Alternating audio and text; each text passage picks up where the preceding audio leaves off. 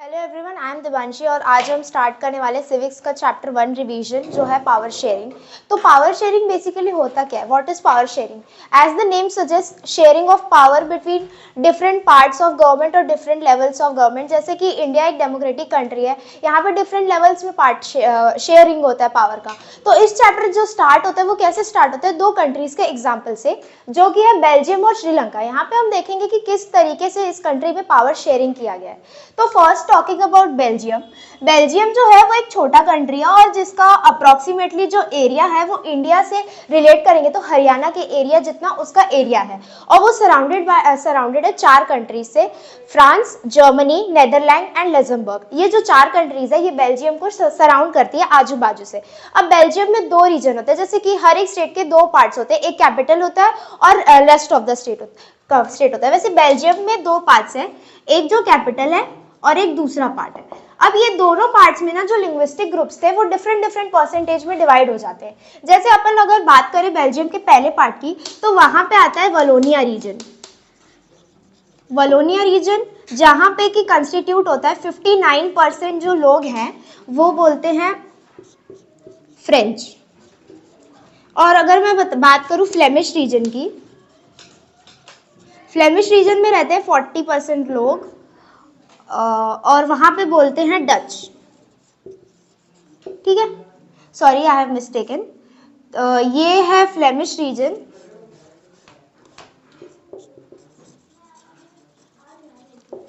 और ये होगा डच, और ये होगा वलोनिया रीजन,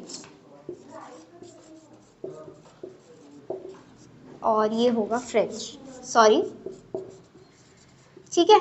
तो ये जो है ये बेल्जियम का पहला वाला लिंग्विस्टिक ग्रुप का पार्ट है। अब कैपिटल ब्रुसेल्स की बात करूं तो मैं, इसके कैपिटल का नाम था ब्रुसेल्स। अब ब्रुसेल्स में जो डच स्पीकिंग कम्युनिटी था वो 40% कंस्टिट्यूट करता था, और जो फ्रेंच स्पीकिंग कम्युनिटी था वो 80% कंस्टिट्यूट करता था। अब ये तो हमने बात कर ली बेल्जियम की। अब सेकेंड जो आता है वो श्रीलंका। श्रीलंका जो है वो एक आइलैंड के बीच में कंप्राइज करता है, और वो सदर्न पार्ट ऑफ इंडिया से कुछ किलोमीटर्स में है, और इसकी जो टोटल पॉपुलेशन है वो 2 करोड़ है। अब ये 2 करोड़ पॉपुलेशन में 74% जो पीपल है वो बोलते हैं सिन्हाला, और इसमें से 18% जो लोग हैं वो बोलते हैं तमिल। अब ये तमिल में भी दो डिफरेंट पार्ट्स में डिवाइड किया गया है, एक इंडियन तमिल और एक श्रीलंकन तमिल। अब इसकी कहानी क्या है? इनको इंडियन क्यों बोलते हैं, इनको श्रीलंकन क्यों बोलते हैं, जबकि वो तमिल के लोग हैं? तो इंडियन मतलब कि जो तमिल के लोग श्रीलंका में बॉर्न होते हैं उनको इंडियन तमिल्स बोलते हैं, और जो श्रीलंका में तमिल्स बॉर्न होते हैं उनको श्रीलंकन तमिल्स बोलते हैं। और जो इंडियन तमिल्स है उनका ये मानना है कि जो इंडिया ट्रैवल किए थे श्रीलंका से due to some work of as a plantation worker, उनको बोलते हैं इंडियन तमिल। अब जो श्रीलंकन तमिल्स है वो कंस्टिट्यूट करते हैं 13%, जिसमें से मेजॉरिटी होते हैं हिंदू और बुद्धिज्म के। अब इंडियन तमिल्स जो है वो कंस्टिट्यूट करते हैं 5%। ठीक है, और ये जो 5% है इसमें मुस्लिम्स भी आते हैं। बाकी जो 7% होते हैं ना ये क्रिश्चियन होते हैं। तो ये हमने बात कर ली श्रीलंका की और बेल्जियम की कि कैसे लिंग्विस्टिक ग्रुप्स डिवाइड किए हुए हैं। अब हम बात करते हैं कि accommodation in Belgium. Now what does the term accommodation refers to? Accommodation क्या होता है? लोग किस तरीके से कहाँ रह रहे हैं, और वहाँ जैसे चैप्टर सजेस्ट करता है पावर शेयरिंग, वहां पे उस एरिया में लोगों के बीच में, लिंग्विस्टिक ग्रुप्स के बीच में पावर कैसे शेयर की जा रही है। तो अगर मैं बात करूं बेल्जियम की, तो बेल्जियम में क्या हुआ था कि एक सडन सा सिचुएशन आ गया जहां पे जैसे हम देख रहे हैं कैपिटल में जो है वो फ्रेंच स्पीकिंग कम्युनिटी ज्यादा कंप्राइज कर रही है, वो ज्यादा मेजोरिटी में है, और जो फ्रेंच है वो यहाँ पे कम मेजोरिटी में, यहाँ डच मेजोरिटी में। तो ये जो कॉन्फ्लिक्ट राइज हो गया था दोनों लिंग्विस्टिक ग्रुप पे कि हमारे यहाँ डच मेजोरिटी में है और कैपिटल में फ्रेंच मेजोरिटी में। तो इसको सॉर्ट आउट करने के लिए बेल्जियम ने क्या किया? What did Belgium do to sort out this conflicts between the two different linguistic groups? First of all जो फ्लेमिश और वलोनिया रीजन में था वहां पे सेंट्रल गवर्नमेंट ने बोला कि इक्वल अमाउंट ऑफ पीपल जो है वो मिनिस्टर्स बनेंगे सेंट्रल गवर्नमेंट में through Dutch speaking and French speaking community. और जो यही काम कैपिटल रीजन में कैसे किया गया कि सेंट्रल गवर्नमेंट में जो है इक्वल रिप्रेजेंटेटिव्स रहेंगे दोनों डच स्पीकिंग कम्युनिटी से और फ्रेंच स्पीकिंग कम्युनिटी से। अब ये दोनों को अगर कंप्राइज करे तो ये दोनों ने कंबाइन करके एक अलग सा कम्युनिटी फॉर्म किया था और एक अलग गवर्नमेंट फॉर्म किया था जिसको बोलते हैं कम्युनिटी गवर्नमेंट। अब ये कम्युनिटी गवर्नमेंट क्या होता है, यहाँ कम्युनिटी गवर्नमेंट जैसे हम बात करें दो डिफरेंट लिंग्विस्टिक ग्रुप्स है वहां पे कंबाइन करके कम्युनिटी बनाएंगे और दोनों लिंग्विस्टिक ग्रुप्स का इक्वल रिप्रेजेंटेशन रहेगा और वो इक्वल अपना पॉइंट ऑफ व्यू रखेंगे जब भी गवर्नमेंट अपना सिलेक्ट किया जाएगा। तो ये हमने बात करी अकोमोडेशन इन बेल्जियम की। अब मेजोरिटेशन इन श्रीलंका की बात करेंगे।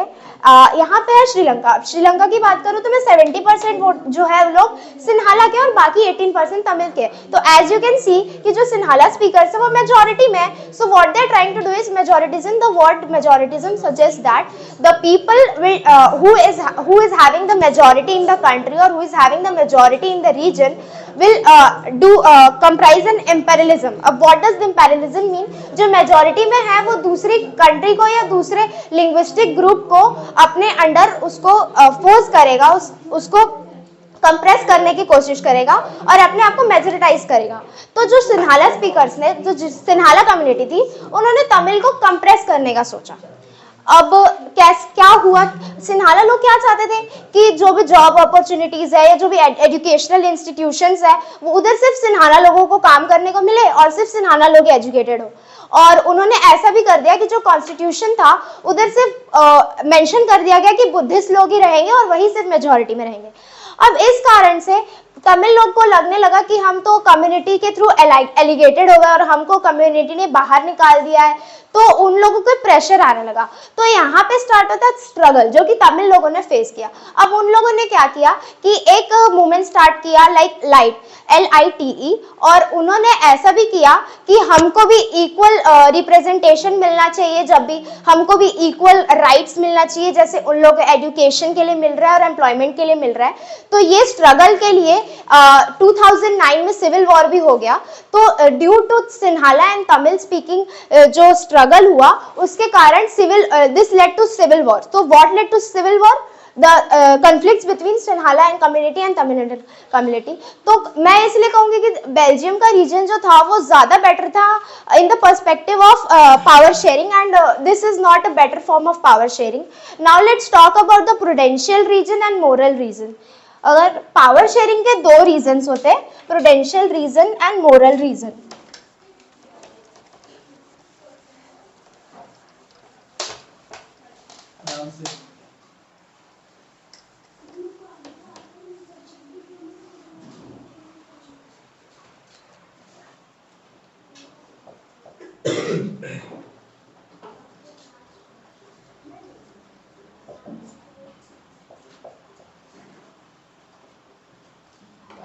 अब अगर हमको रीजंस बताने कि प्रूडेंशियल रीजन क्या है और मोरल रीजन क्या है पावर शेयरिंग का, तो प्रूडेंशियल रीजन में ये आता है कि पॉलिटिकल इंस्टेबिलिटी जो है वो नहीं एग्जिस्ट करती है। पॉलिटिकल इंस्टेबिलिटी मतलब कि जब हम लोग गवर्नमेंट चेंज करते हैं तो डिफरेंट लीडर्स आते हैं गवर्नमेंट के, जिसके कारण से उनके रूल के अंडर जो पॉलिटिकल स्टेबिलिटी है वो कहीं ना कहीं खत्म होने लगती है या इनस्टेबल होने लगती है। तो फर्स्ट रीजन जो है वो पॉलिटिकल इंस्टेबिलिटी जो है एक्सटिंग्विश कर जाती है और जो कॉन्फ्लिक्ट्स होते हैं डिफरेंट लिंग्विस्टिक ग्रुप्स में वो धीरे धीरे डिक्रीज होने लगता है। तो ये पहला रीजन है प्रूडेंशियल का। अब सेकंड की मैं बात करूं मोरल रीजन। मोरल रीजन में एक ही पॉइंट है, that is it is the greatest spirit of democracy. When we talk about a country when it is in its democratic form, like India is a democratic country, यहाँ पे जो है वो power जो डिफरेंट लेवल्स और different forms में distribute हो जाता है, जिसके कारण लोगों को तकलीफ नहीं होती है अपना कोई भी पॉइंट ऑफ व्यू रखने के लिए और वो अपने हिसाब से जो है अपना गवर्नमेंट चूज कर सकते हैं। तो when a country is democratic it is known as of the moral reason of power sharing. Now let's come to the last topic, that is forms of power sharing. There are 5 forms of power sharing. First is horizontal. Horizontal form of power sharing is also known as checks and balance. Now why is it known as check and balance? Horizontal में जो power है वो 3 different levels में, organs में divide होती है, executive, judiciary and legislature. Now legislature has a work of making new laws, whereas the executive has the work to execute it amongst the people and tell the guidelines that how this laws to be followed among the people. Talking about the judiciary, judiciary checks whether the laws made by the executive are correct or not, or whether there is any incorrectness or whether it is a wrong. So this is how, this is the form in which horizontal power are shared. And why is this known as checks and balance? Now the judiciary legislature makes the laws, and then it is followed by the executive and judiciary. So these three are followed by each other, then they check each other. So this is also known as checks and balance form of power sharing. Now talking about vertical. In vertical form of power sharing, the power share is shared among different levels of government. Like the state level, central level and local level. The central level has the highest authority, and after that comes the state level and local level. The conflicts raised in the state level can be solved by the central government, and the conflicts raised in the local level can be solved by the state government, but the local government and state government cannot interfere in the matters of the central government. Like any dispute takes place between the government and the people, the central government can help the people to sort the matter out. Now talking about the third, that is community government. The best example, as I suggested, is the thing that took place in Belgium. There people formed a community government where 2 or more linguistic and social groups come together and form a government. Belgium is the best example for community government. Now let's talk about coalition government. Now the term coalition means when 2 or more social groups come together, collide together to hold election or to win election, or have a majority in the country and give rise to a majority. So coalition government in India, the example of coalition government is NDA. It is one of the examples of coalition government in India. Next, the last topic is interest groups. In interest groups, the business class, the farmers, the industrialists, they all combine together and they form groups and they give their point of view when the government is being made and a new law is being made, so give their point of view on that. So this was all about the last topic, forms of government. So this was how our chapter ends, and we have learned that how power sharing matters in any democratic country or non-democratic country. Power sharing is the major leading part which makes a country more stronger and more powerful. Thank you.